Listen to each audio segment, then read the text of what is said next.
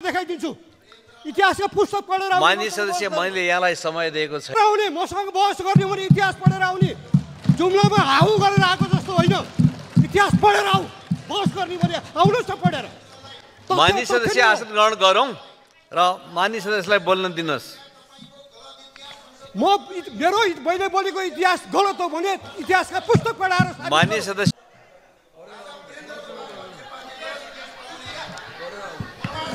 इतिहास पढेर आउने इतिहास पढेर मसँग बहस गरेर आउने मिस्टर मान्यजी इतिहास पढेर आउनुहोस् ल माननीय सदस्यहरू मेरो टाइम जुन नष्ट भएको छ त्यो पाऊँ है सभामुखमा हाम्रो र उसको यो बढेको गुणालाई हेऱ्यौँ भने बराबर छ नेपाल अहिले पनि दक्षिण एसियामा गरिब छ तर राजाको पालेमा त झन् गरिब थियो त्यसैले मैले के भनेको भन्दाखेरि विगत 15 वर्षमा नेपालको प्रति व्यक्ति आयो भारतको प्रतिशत बराबर र बङ्गलादेशभन्दा कम रहेको छ तर आर्थिक विकास मात्रै महत्त्वपूर्ण कुरा होइन लोकतन्त्र महत्त्वपूर्ण कुरा हो 3-6 पोइन्ट गुणाले बढेको बङ्गलादेशमा लोकतन्त्र नहुँदा प्रेस स्वतन्त्रता खुम्च्याउँदा नागरिकलाई अधिकार नदिँदा विद्यार्थीहरूको नेतृत्वमा आन्दोलन भयो र शेख हसिना बाजेले देश छोडेर जानु पर्यो त्यसैले लोकतन्त्र कति महत्त्वपूर्ण छ आर्थिक विकास मात्र होइन आर्थिक विकासका साथसाथै लोकतन्त्र पनि त्यतिकै महत्त्वपूर्ण छ भन्ने कुरा अहिलेको बङ्गलादेशको परिस्थितिले देखाउँछ त्यसैले नेपालले यो बिचमा जे उपलब्धि प्राप्त भएको छ यो कुनै पनि अर्थमा निश्चय पनि सन्तोषजनक छैन म मान्छु तर राजाको 30 वर्ष पञ्चायती शासनकाल र अहिले दक्षिण एसियामा नेपालको प्रति व्यक्ति आयो त्यो बेला नि कम थियो तर तुलना गरेर हेरौँ धेरै धेरै धेरै डेभलप भएको छ म आज देशमा महिलाहरूको लागि तपाईँ भन्नुहोस् अब 2008 मा एउटा अर्को तथ्याङ्कलाई हेरौँ 2005 मा कुल गारस्थ उत्पादन नेपालको जम्मा 8 अर्ब डलर थियो अहिले 2023 मा 40 अर्ब डलर पुगेको छ तुलना गर्ने राजाको शासन र अहिलेसँग त्यसैले तथ्यमा जाउँ 15 वर्ष अघिको तुलनामा पूर्वाधार निर्माणमा देश निकै अघि बढेको छ बिजुली टेलिफोन इन्टरनेट सञ्चार सडक शिक्षा र स्वास्थ्यका पूर्वाधार गाउँ गाउँ पुगेका छन् गाउँमा पक्की स्कुल देख्न मुस्किल पर्थ्यो आज बरु विडम्बना के भएको छ भन्दाखेरि स्कुलहरू करोडौँको लागतमा बनेका छन् विद्यार्थीहरूको कमी छ पर्याप्त प्रशस्त छ चाहना धेरै छन् तर केही भएन भनेर गलत भाष्य जुन बनाउन खोजिँदैछ यो आफैमा आपत्तिजनक छ म धेरै कुरा भन्न चाहन्न आज होइन आज हाम्रो चाहिँ देशमा हेरौँ साउथ एसियामा र संसारको कतिपय देशमा भन्दा महिलाहरूको 33% संसदमा सुरक्षित छ जुन अहिलेसम्म भारतले पनि गर्न सकेको छैन गर्छु भनेर बसिरहेको छ गर्न सकेको छैन स्थानीय निकायमा 40% स्थानीय निकायमा आरक्षण छ समावेशी राजनीति छ अनि हामीले यो सबै देख्नु पर्दैन यो देशले राजाको ठाउँमा तराईमा बालककालमा भैँसी चढेर गोठालो जाने पढेर डाक्टर भएको पहिलो तराईको भूमिपुत्रलाई नेपालको राष्ट्रपति बनायो के बिग्रियो त्यसपछि आएर पहाडकी भोजपुरकी एउटी सामान्य परिवारकी छोरी मुलुकको राष्ट्रपति भइन् के बिग्रियो र आज आएर तनहुँको एउटा सामान्य ब्राह्मण परिवारको मान्छे राष्ट्रपति भएको छ के बिग्रेको छ अनि भोलि कुनै पूर्वको राई लिम्बू पश्चिमको कुनै गुरुङ तराईको कुनै थारू कुनै दलितको छोरा राष्ट्रपति हुँदा इज्जत जान्छ जाँदैन हिजो सामन्तवादको खुट्टा टाउकोमा राखेर पाउ मोल्नेहरूलाई गरिब जनताको छोरा राष्ट्रपतिको कुर्सीमा बसेको असह्य भएको होला सामन्तवादको ग्लानीले अरे यो बुढी बाख्रीको छोरा जस्तो तनहुँको बाहुनलाई के राष्ट्रपति मान्नु त्यो भोजपुरकी विद्या भण्डारीलाई के मान्नु त्यो तराईको मधेसीलाई के राष्ट्रपति मान्नु भन्ने पीडा बोधले आज राजा चाहियो भनेको छ राजा किन चाहियो राजतन्त्रको इतिहास हेरौँ आफ्नै वंशको बहादुर शाह जसले पृथ्वीनारायण शाह पछि नेपाल एकीकरणमा महत्त्वपूर्ण भूमिका खेले नेपालको सिमाना बढाउन खोजे तिनलाई अब इतिहासकारहरू फरक कुरा हुन्छन् कोहीले तिनलाई तेल सर्केर जेलमा मारियो भन्छन् काका भतिजा र देवर भाउजूको लडाइँमा कोहीले चाहिँ आत्महत्या गर्न बाध्य बनाइयो भन्छ अनि रणबहादुर शाहको उपद्रव हेरौँ दरबारको द्वन्द्वले गर्दा जेठी र कान्छी रानीको लडाइँले गर्दाखेरि भीमसेन थापा र दामोदर पाण्डे जस्ता देशभक्त भारदारहरू काटिए त्यसपछि आएर हेरौँ राजेन्द्र विक्रम शाहको पालामा कसले कोतपर्व घटायो जेठो युवराजलाई मारेर त्यसलाई हटाएर आफ्नो छोरालाई युवराज बनाउन कान्छी रानी राज्यलक्ष्मीले षड्यन्त्र गर्दाखेरि कोतपर्वको जन्मेको होइन जहाँबाट 104 वर्षको राणा शासनको बीजारोपण भयो त्यसपछि आएर हेर्नुहोस् त्रैलोक्य विक्रमलाई युवराज सधैँ कसले बिख खुवाएर मार्यो दरबारमा के कुनै जनताले गरेको थियो षड्यन्त्र त्यसपछि आएर त्रिभुवनमा हेर्नुहोस् दिल्ली त गए तर दिल्लीको कलकत्तामा क्लबहरूमा चाहिँ राजा वीरेन्द्रले विभिन्न थरीका आइमाईहरूसँग रसरङ्ग मचाउन थालेपछि त्यस बेलाको स्टेट्सम्यानदेखि भारतीय पत्रिकाहरूले टिप्पणी गरे के हो र नेहरूले बाध्य भएर इन्डियाको प्रधानमन्त्रीले बोले यो नेपालको राजाको तरिका ठिक भएन भनेर राजा त्रिभुवनले काँधमा बोकेर देशमा ल्याएर राजा बनाइयो त्यो लोकतन्त्रलाई उनका छोराले खोसे महेन्द्रले खोसे आज हामीले यो बोल्न दिनुहोस् सभामुख महोदय आफ्नो टाइममा बोल्नुहोस् न किन मान्य सदस्य के को लागि उठ्नु भएको छ के कुन नियम के नियम म इतिहासबाट साबित गरेर देखाइदिन्छु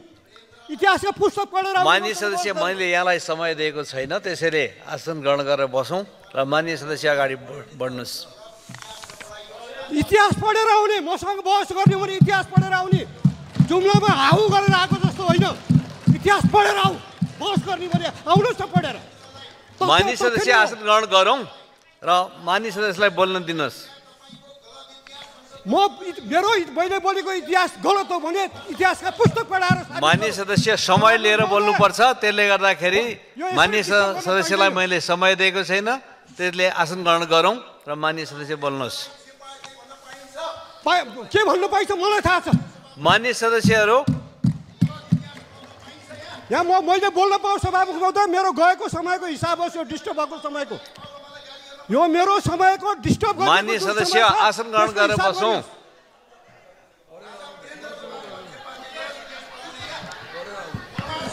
इतिहास पढेर आउने इतिहास पढेर मसँग बहस गरेर आउने मिस्टर मान्यजी इतिहास पढेर आउनुहोस् ल मान्य सदस्यहरू मेरो टाइम जुन नष्ट भएको छ त्यो पाउँ है सभामुख महोदय मान्य सदस्यहरू म फेरि यहाँहरूलाई के सम्झाउन चाहन्छु भने मान्य सदस्यहरूले हाम्रो यहाँको प्रबन्ध व्यवस्था खास गरिकन हाम्रो नियमावलीको आधारबाट हामी आफ्ना अभिव्यक्तिहरू दिन्छौँ अभिव्यक्तिहरू दिँदाखेरि मान्य सदस्यहरूले राष्ट्रको अगाडि सार्वजनिक ढङ्गबाट त्यसमा पनि हाम्रो खुला भएको संसदमा बोलिरहनु भएको छ यसरी बोलिरहँदाखेरि तथ्य सत्यमा आधारित भएर तर्कमा आधारित भएर व्यवस्थित ढङ्गबाट बोल्नुपर्छ भन्ने विषयमा मान्य सदस्यहरू आफै जानकार हुनुहुन्छ जो मान्य सदस्यहरूले आफ्ना तर्क आफ्ना भनाइ राखिरहनु भएको छ यो राखिरहँदाखेरि कयौँ मान्य सदस्यहरूलाई त्यो बेठिक लाग्न सक्छ झुटो लाग्न सक्छ असत्य लाग्न सक्छ त्यसमा मान्य सदस्यहरू असहमत हुन सक्नुहुन्छ तर यी कुराहरूमा विधिवत ढङ्गबाटै प्रतिवाद गर्नुपर्छ विधिवत ढङ्गबाटै खण्डन गर्नुपर्छ प्रणाली अन्तर्गत नै खण्डन गर्नुपर्छ र हामीले तय गरेको व्यवस्था अन्तर्गत नै खण्डन गर्नुपर्छ र त्यसको बारेमा मान्य सदस्यहरू जानकार हुनुहुन्छ जानकार नभएको कुरालाई सञ्चालन गर्ने सन्दर्भमा यहाँबाट निर्देशन गरिएको छ निर्दिष्ट गरिएको छ अनुमति दिने नदिने कामहरू गरिएको छ आज यो संसद दोस्रो संसद पनि करिब 2.5 वर्ष बिताउन लागिसकेको छ तीनटा हाम्रा यिनै अधिवेशनहरू सञ्चालन भइसकेका छन् भन्नाले हिउँदे अधिवेशनहरू सम्पन्न हुन लागिरहेका छन् यस्तो बेलामा मान्य सदस्यहरूले आफ्नो गरिमालाई ख्यालमा राखेर सभा सञ्चालन गर्नुहुनेछ र मैले बोलिरहनु भएको मान्य सदस्य रघुजी पन्तको जुन समय काटिएको छ त्यो समयलाई मैले थप्दाखेरि सिङ्गो आजको दिनको कार्यसूचीमा समय प्रभावित हुन्छ भन्ने कुरालाई पनि ध्यानमा राख्दै म यो काटिएको समयलाई थप्न चाहन्छु फेरिदेखि यस्तो वातावरण नबनाउनको लागि मान्य सदस्यले ध्यान पुर्याउनु हुनेछ मान्य सदस्य रघुजी पन्त अगाडि बढ्नुहोस् हस् धन्यवाद सभामुख महोदय मेरो काटिएको 10-12 मिनट छ प्लस होस् त्यो प्रश्न कुरा अब सभामुख महोदय मैले के भने भन्दाखेरि हामीले यो संसदबाट केही समय अगाडि हामीले एक मतले चुच्चे नक्सा छाप्यौँ 2012 सालमा छापिएको नेपालको हुलाक टिकटमा चुच्चे नक्सा बेला के अरे भन्दाखेरि तपाईँको चालचलन राम्रो भएर छोडिया छ मेरो चालचलन कहिले बिग्रिएको थियो र तिनको प्रमाण चाहिने हो मेरो चालचलन कस्तो छ भन्न यसरी आधारहीन रूपले थुनिन्थ्यो 9 महिना मलाई रसुवा लगेर थुनिन्थ्यो यहाँ जेल छँदै थुनियो किन थुन्यो आजसम्म मलाई थाहा छैन शान्ति सुरक्षाको पुर्जी दियो म एउटा हातमा कलम लिएर हिँड्नेबाट यो देशलाई के खतरा थियो यो देशको राजतन्त्रलाई के खतरा थियो तर हो मैले डेमोक्रेसीको पक्षमा लोकतन्त्रको पक्षमा आवाज उठाएको थिएँ साथ त्यसैलाई त्यो बेलाको राजतन्त्रले खतरा मोल्यो त्यसैले सभामुख महोदय इतिहासले के भन्छ भनेको राजतन्त्र भनेको षड्यन्त्र हो षड्यन्त्र यो नेपालको राजतन्त्रको लागि मात्र होइन लिच्छवीको हेर्नुहोस् त्यस्तै छ मल्लको हेर्नुहोस् त्यस्तै छ अरू संसारको राजतन्त्रको पनि इतिहास त्यस्तै छ जयप्रकाश मल्ललाई कसले थुनेको थियो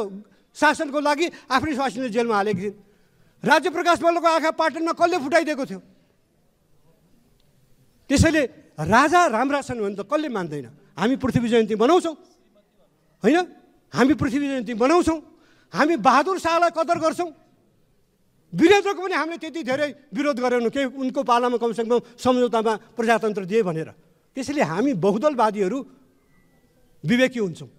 हामीहरू लोकतन्त्रलाई विश्वास गर्छौँ, हामीहरू जनताको भावनालाई विश्वास गर्छौँ। र यहाँ मान्यजीहरूलाई नि म के भन्छु भने तपाईँहरू प्रश्न उठाउँदा बुझेर उठाउनुहोस्। किन जरुरी छ भन्दाखेरि आज उठ्यो सुविधा दिने विधेयक ल्याइँदैछ। ए बाबा यहाँ कतिजना हुनुहुन्छ म नाम लिन्न, प्रतिपक्षका सांसदहरू गाड लिएर हिँड्नुहुन्छ, अहिले सांसद मात्र हुनुहुन्छ। भन्नुहोस् न त्यो विधेयक आउँदैछ भन्ने कुरा साँचो हो कि होइन? अहिले सरकारबाट पावरमा भएकाहरूले अन्धाधुन्ध सुविधा लिए भनेर